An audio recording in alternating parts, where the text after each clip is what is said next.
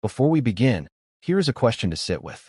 Have you ever been standing exactly at the edge of something, where going forward would change things, and staying still would also change things, and understood that the only honest move was the one that required the most courage? Drop your answer in the comments as you listen. If you watch part 1, you know where we left them. She had said, and the other thing while she was already walking out of the coffee shop. She got her profile, not her full face. He got the meeting, and he got the other thing, and he sat at the table in the golden post-rain Atlanta light and did not reach for his phone. 2 things had been given. Neither of them had been named. The meeting was professional. It could be structured. It could be scheduled and attended and conducted with the specific organized efficiency that Connor Reed brought to every significant thing in his life. The other thing was different. The other thing had no structure available to it. It simply was. And Zoe Campbell, who had walked out of a coffee shop into the golden post-rain light and had not looked back, was about to discover that not looking back and not thinking about it were 2 entirely different things. She thought about it the whole drive home. She thought about it through dinner. She thought about it at 11 o'clock at night when she called her best friend Naomi and said, in the tone she used for things she was not ready to name but needed someone else in the room with, I need to tell you about something that happened today. Naomi had said, I am already listening. Some things cannot be unstarted. You can decide not to pursue them. You can keep them professional. You can thank the person for the meeting and submit your funding proposal and never once cross the line between what was organized and what was not. But you cannot make the hour and 15 minutes not have happened. You cannot unfeel the specific quality of a conversation where neither of you reached for a phone. You cannot unsay and the other thing. This is part 2. It picks up exactly where part 1 left off, at the edge of something that had been started by 2 inches and a rainy Atlanta Thursday and a coffee shop on Peachtree Street. It ends with a choice, a real one, made from complete clarity, without pressure, by a woman who built 147 futures for other people and was about to build something for herself. Before we begin, right? She moved the umbrella, and now she cannot move back. In the comments if you came back for part 2. Now, let us continue. Zoe had submitted the Carter Foundation proposal at 8:47 the following morning. She had been awake since 5:30. Not because of the proposal. The proposal was done. 3 days of careful, specific work organized into something she was proud of. She had read it one more time at 5:30 in the morning, not because it needed changing, but because she needed something to do with her hands while her mind was doing something else entirely. Her mind was in a coffee shop on Peachtree Street. Specifically, it was sitting across a table from a white man in an expensive dark coat who had said, with the open, slightly uncertain expression of someone who had spent 19 years being precise about everything and had just arrived at something he could not be precise about, that the last hour and 15 minutes was the first conversation he had in longer than he could honestly account for, where he was not thinking about what came next. She had said, an hour and 15 minutes ago. He had said, yes, an hour and 15 minutes. She had walked out. She had said, and the other thing while she was walking. She had not looked back. She had thought about it every minute since. Naomi Jackson was 33 years old and had been Zoe Campbell's closest friend since the second week of their Emory Master's program, when Naomi had sat next to Zoe in a social enterprise law seminar and had said, under her breath, about the professor's analysis of a nonprofit governance structure. That is completely wrong, and he knows it. Zoe had said, I know. They had been inseparable since. Naomi was now running her own legal practice focused on nonprofit law in Atlanta and was, by most people's assessment, the sharpest legal mind in her circle, and by Zoe's assessment, the person most likely to tell her the true thing, even when the true thing was inconvenient. She had arrived at Zoe's apartment at 11:15 the previous night with the specific energy of someone who had been texted a 10-word summary and had immediately put on shoes. The 10-word summary had been, something happened today I need to tell you about. She had sat on Zoe's couch. She had said, tell me from the beginning. Zoe had told her from the beginning. All of it. The umbrella, the sidewalk, the his name is Connor, the coffee shop, the parking lot story, the hour and 15 minutes, the meeting, and the other thing. Naomi had listened without interrupting, which for Naomi was an act of genuine discipline. When Zoe finished, Naomi sat with it for a moment. Then she said, you said, and the other thing while you were already walking out. Zoe said yes. Naomi said, So you did not have to watch his face when it landed. Zoe said, no. Naomi said, that was strategic. Zoe said, it was not strategic. I was already walking. Naomi said, Zoe, you have been running Elevate Atlanta for 4 years. You know the difference between something that happens and something you choose. You chose to say it while you were walking. You chose to give him the other thing without having to be in the room for what it did to him. Zoe looked at her. Naomi said, which means you already know what you want. You were just figuring out if you were going to let yourself have it. Zoe said nothing. Naomi said, tell me about him. Not read capital. Not the meeting. Him. Zoe was quiet for a moment. Then she said, he listened like he was collecting something. Not to respond. Just to have. And he asked about things I said 20 minutes earlier that most people would have forgotten by the next sentence. She said, and he told me about his father's hands. Naomi said, his father's hands. Zoe said, he told me about his father at the Savannah shipyard. The satisfaction of building something you can touch at the end of the day. He said it because I asked him what he actually thought about things, and he answered honestly instead of performing an answer. Naomi looked at her. She said, Zoe. Zoe said, I know. Naomi said, you are already in this. Zoe said, I know. Naomi said, so the question is not what you want. The question is what you are going to do about the professional piece. Zoe said, the meeting is real. Elevate Atlanta needs what Reed Capital's foundation can offer. I cannot let what happened in the coffee shop compromise what could happen for the organization. Naomi said, so keep them separate. Zoe said, I do not know if I can. Naomi said, that is the most honest thing you have said since you started talking. She had left at 1 in the morning. Zoe had not slept until 3. The Carter Foundation meeting was at 10 on Friday morning in a mid-rise building on Peachtree Road, the kind of building that housed several significant Atlanta philanthropic organizations and which Zoe had been to many times over the 4 years of Elevate Atlanta's existence. The meeting lasted an hour and 20 minutes. It went well. The program officer she met with was sharp and genuinely engaged and had clearly read the proposal carefully enough to ask specific questions about the community integration model and the employer partnership retention data. There was no commitment in the room. Foundations rarely committed in the room. But the quality of the conversation communicated interest, and Zoe had been in enough of these meetings to know the difference between the listening that was going somewhere and the listening that was not. She came out of the building at 11:45 into a bright Atlanta November morning, her portfolio under her arm, the specific, satisfied clarity of someone who has done a thing well and knows it. She was 3 steps from the entrance when she heard her name. She turned. Connor Reed was standing 20 feet away on the sidewalk, coat in hand, clearly having just exited the same building from a different set of elevator doors. He looked at her. She looked at him. Neither of them said anything for approximately 3 seconds. Then he said, I did not plan this. She said, I know. I can tell. He said, I have a board meeting on the 14th floor. The Carter Foundation is on the 9th. She said, I know which floor the Carter Foundation is on. He said, I was not following you. She said, I know. He looked at her. She looked at him. The November morning was bright and cold, and the sidewalk was moving around them, and neither of them moved. He said, how did the meeting go? She said, well. He said, I thought it would. She said, you did not know I had a meeting here today. He said, I did not. But I knew the proposal was going to the Carter Foundation, and I knew you submitted it yesterday morning, and I knew the Carter Foundation's timeline for initial meetings. He paused. I did not plan to be here, but I am not surprised the building knows us both. She looked at him. She said, that is a very specific amount of knowledge about my funding timeline.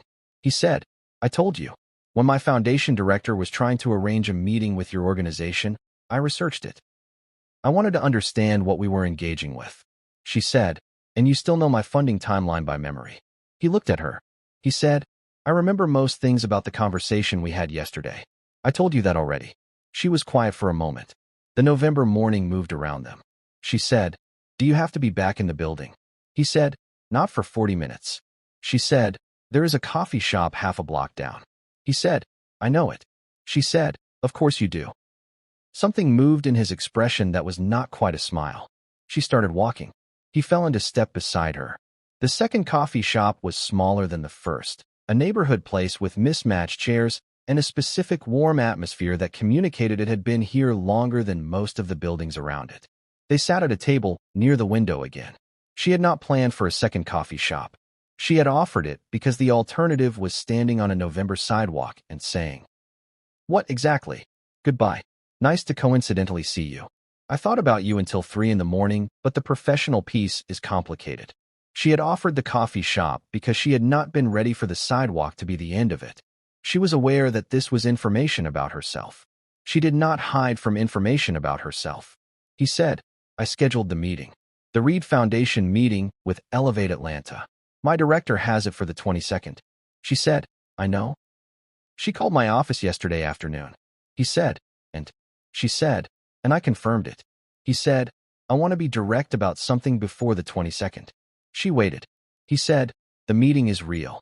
The foundation's interest in Elevate Atlanta is genuine, and it predates the coffee shop, and it is not going to be affected by anything that is or is not happening between us outside of it. The meeting will be conducted exactly as it would have been conducted if I had never been on that sidewalk." She said, "I know. I would not have confirmed it otherwise." He said, "I know you know. I am saying it because I want it on record between us, so that the other thing does not contaminate the work thing, and the work thing does not pressure the other thing." She said, "You separated them." He said, "I am trying to. I thought about it last night." She said, "What else did you think about?" He looked at her. She looked at him. He said, "I thought about and the other thing for approximately 3 hours." She said, "What did you arrive at?" He said, "I arrived at the specific understanding that I had been given something and that I was going to be very careful with it because the person who gave it was." He stopped. She waited. He said, "Because the person who gave it had built something extraordinary and had spent 4 years showing up for other people, and the specific last thing she needed was someone being careless with the one thing she said for herself." The coffee shop was warm around them. She was looking at him. He said, "I am not going to be careless with it." She said, "I know." She said it with the specific, warm directness that had been her register since the sidewalk. Not performing the knowing, just knowing. Have you ever been in a moment where someone said exactly the right thing? Not the impressive thing, not the grand gesture, but the specific true thing that named what you actually needed to hear, and felt everything settle into place? She had told Naomi about the second coffee shop on Friday afternoon. Naomi had been quiet for approximately 4 seconds, which was, by Naomi's standards, an extended silence. Then she had said, 2 coffee shops in 2 days. Zoe said, the second one was coincidental. Naomi said, the umbrella was coincidental. The Carter Foundation building was coincidental. At this point the universe is being very unsubtle, and you are pretending not to notice. Zoe said, I am noticing. Naomi said, I know. What did he say? Zoe told her what he had said. About keeping the professional and the personal separate. About being careful with what she had given him. About not being careless. Naomi was quiet again. Then she said, Zoe. Zoe said, I know. Naomi said, I need to ask you something, and I need you to answer it honestly. Zoe said, ask. Naomi said, when was the last time you let something be about you? Zoe said nothing. Naomi said, not Elevate Atlanta. Not the funding. Not the 147 women and the wait list, and the Carter Foundation and the Reed Capital meeting. When was the last time something in your life was entirely, specifically about Zoe Campbell? The line was quiet. Zoe said, it has been a while. Naomi said, I know. You have been building for 4 years, and you have been the infrastructure for other people's possibilities, and you have been completely magnificent about it. And I have watched you do it, and I have been proud of you every single day. She paused. She said, and I have also watched you date 2 men in 4 years with the specific careful attention of someone who was making sure neither of them required too much of the energy that belonged to the organization. Zoe said, that is not. Naomi said, it is accurate, and you know it. You are the most honest person I know, and you are currently being slightly dishonest with yourself about this. A longer silence. Zoe said, he is not careful. With himself, I mean. He does not perform his feelings. He is not certain about things he is not certain about, and he said so directly instead of managing around it. Naomi said, that is significant for you. Zoe said yes. Naomi said, because your father was that way. Zoe said yes. A pause. Naomi said, so what is the thing that is stopping you? Zoe said, the professional piece is real. The Reed Foundation meeting is real. The money Elevate Atlanta needs is real. If this goes wrong. Naomi said, if what goes wrong? You had coffee with him twice, and he said he was going to be careful with something you said. That is not a relationship that can go wrong yet. That is the beginning of something, deciding whether it becomes a relationship. She said, the question is whether you are going to let yourself find out.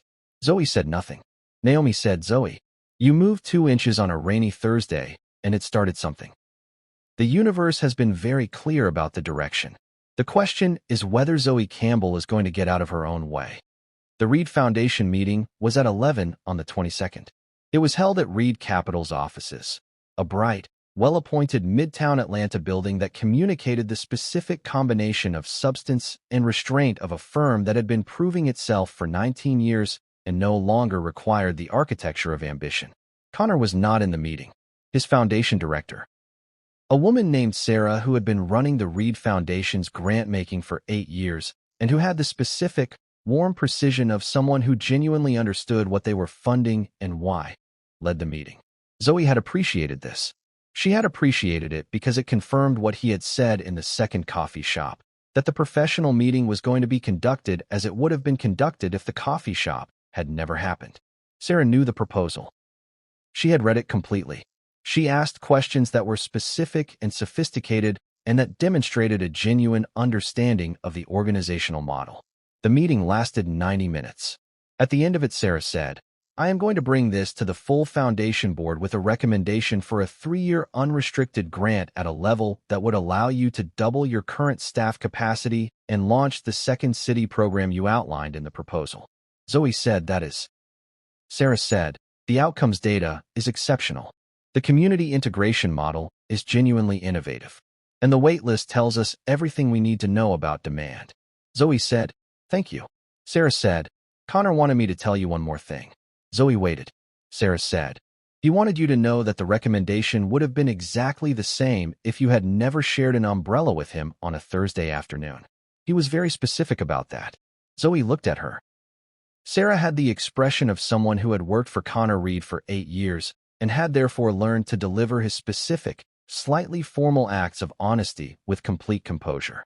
Zoe said, I believe him. Sarah said, I thought you would. Connor was in the lobby when she came down. Not waiting, or rather, not only waiting.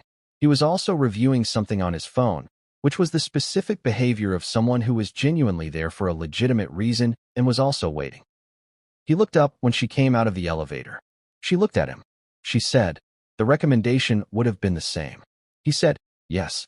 She said, Sarah told me you said that specifically. He said, I wanted you to know it from a source that was not me so that you could believe it without having to factor in the possibility that I was managing the situation. She said, you thought of that. He said, I have been thinking about what it looks like to not be careless with something. She said, and this is what it looks like. He said, yes. She was quiet for a moment. The lobby was bright and professional around them. She said, I had a conversation with my best friend Naomi last night. He said, what did Naomi say? She said, I have been the infrastructure for other people's possibilities for 4 years, and that I was about to get out of my own way or not, and that the universe had been very clear about the direction. He said, Naomi sounds like someone worth knowing. She said, she is. She would like to meet you eventually. She has opinions about nonprofit governance structures she will want to share. He said, I look forward to it. Something in the quality of that, the easy, unhurried assumption of an eventually, settled into the room between them. She looked at him. He was looking at her with the open, patient expression of someone who had said he was going to be careful and was being careful, not pressing, not managing, just present. Letting her arrive at what she was arriving at in her own time. She said, the meeting and the other thing. He said, yes. She said, you said you understood they were separate. He said, I understand they are separate. She said, then I want to be clear about the other thing. He said, tell me. She said, the other thing is real. I said it while I was walking because I needed it to be said and I was not ready to watch it land. But I meant it. And I have been thinking about it since Thursday, and I am done thinking about it, and I am telling you now clearly and without walking away. He was very still. She said, I would like to find out what the other thing becomes. At a pace that is right for me. Without the professional piece and the personal piece contaminating each other. And without anyone being careless. He said, yes. She said, yes to which part? He said, to all of it. To finding out. to the pace that is right for you, to not being careless, to whatever this is. Yes. She looked at him. He said, I have been sitting at that table in the coffee shop since Thursday afternoon. I have not moved. She said, I know. He said, how did you know? She said, because I have been the person sitting at the table. The lobby was bright around them. She said, are you free for lunch? He said, I am free for lunch. She said, not a coffee shop this time. He said, no, lunch. She said, there is a place on Auburn Avenue that my fruit vendor friend told me about. She says the food makes the morning better. He said, your fruit vendor friend. She said, she is extraordinary. You will meet her eventually too. He laughed. The real one. She smiled. The full one. The one that reorganized a room. They walked out of the Reed Capitol lobby into the November Atlanta afternoon, and neither of them was thinking about what came next. They were thinking about right now. Which was, it turned out, exactly enough. The lunch lasted 3 hours. Not because they had planned for 3 hours. Because lunch became a walk along Auburn Avenue, and the walk became a stop at Maya's fruit stand, where Zoe introduced Connor as someone she had met in the rain, and Maya had looked at him with the specific assessment she gave everyone in the first 3 seconds and had handed him a mango and said, this one is on me. And Connor had looked at the mango and then at Zoe, and Zoe had laughed, and Maya had said to her, quietly, as they left, he looked at you before he looked at the mango. She had said, I know. Maya had said, good. Naomi had texted at 4 in the afternoon, are you alive? Zoe had texted back, I told him. Naomi had texted, and Zoe had texted, lunch. 3 hours. Auburn Avenue. Maya approved. Naomi had texted, Maya approved. Zoe had texted, she gave him a mango. A long pause. Then Naomi had texted, she has never given me a mango, and I have known her for 2 years. Zoe had not responded because she was laughing too hard to type. Connor had called her that evening. Not texted. Called. She had answered on the second ring. He had said, I want to ask you something, and I want you to answer honestly if the answer is no. She had said, ask. He had said, the Reed Foundation grant is going to be confirmed next week. Once it is confirmed, the professional piece is done. It is structured and documented and entirely separate. Would you have dinner with me on Saturday? She had said, the professional piece being done does not change the conflict consideration. We would still be in a grant relationship for 3 years. He had said, I know. I asked our foundation's legal counsel about it. The answer is that a disclosed personal relationship between a grantor representative and a grantee executive does not create a conflict as long as the grantor's decision-making is documented as arm's length, which ours is. Sarah's recommendation is independent and documented. The board vote will be independent and documented. We are covered. She had been quiet for a moment. She had said, you asked your foundation's legal counsel. He had said, I told you I was not going to be careless. She had said, you asked a lawyer. He had said, I asked a lawyer on Friday morning. She had said, the day after the first coffee shop. He had said, yes. She had been quiet again. Then she had said, you are a very specific kind of person. He had said, I have been told. She had said, yes to Saturday. He had said, yes to Saturday. She had said, and Connor. He had said, yes. She had said, the umbrella was not strategic. I want you to know that. I moved 2 inches because it was raining and you needed cover, and it was the obvious thing to do. There was no calculation. He had said, I know. That is exactly why it worked. She had said, what do you mean? He had said, I have been in a life where everything was calculated for 19 years. The only thing that was ever going to reach me was something that was not. She had been quiet. He had said, 2 inches of someone else's umbrella. That was it. That was the whole thing. She had said, the whole thing was a very small gesture. He had said, the whole thing was a complete one. She had looked at the Atlanta evening through her apartment window. She had said, I will see you Saturday. He had said, I will see you Saturday. Zoe Campbell moved her umbrella 2 inches to the right on a rainy Thursday afternoon in October. She did not plan it. She did not calculate it. She simply made room.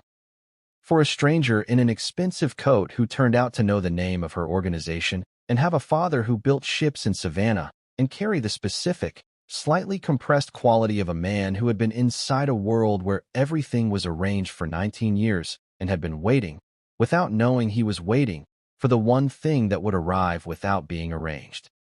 She told him and the other thing while she was walking because she needed it said and was not ready to watch it land. She confirmed the meeting because the work was real. She had the second coffee shop because the sidewalk was not enough. She had the lunch because she got out of her own way. And Naomi was right, as Naomi always was, about what the universe had been saying from the beginning. 2 inches. A rainy Thursday. An hour and 15 minutes in a coffee shop on Peachtree Street. And the specific, uncalculated momentum of something that was never planned and could not be stopped. She moved the umbrella, and she could not move back. Final question for you. Have you ever let yourself receive something? Not managed it, not organized it, not kept it at the safe professional distance of something that served another purpose, but simply let yourself have it? Leave your answer below. Your voice belongs in this conversation. If this story found something warm in you today, share it. One share. It costs nothing. It means everything. I love you all. I will see you in the next story.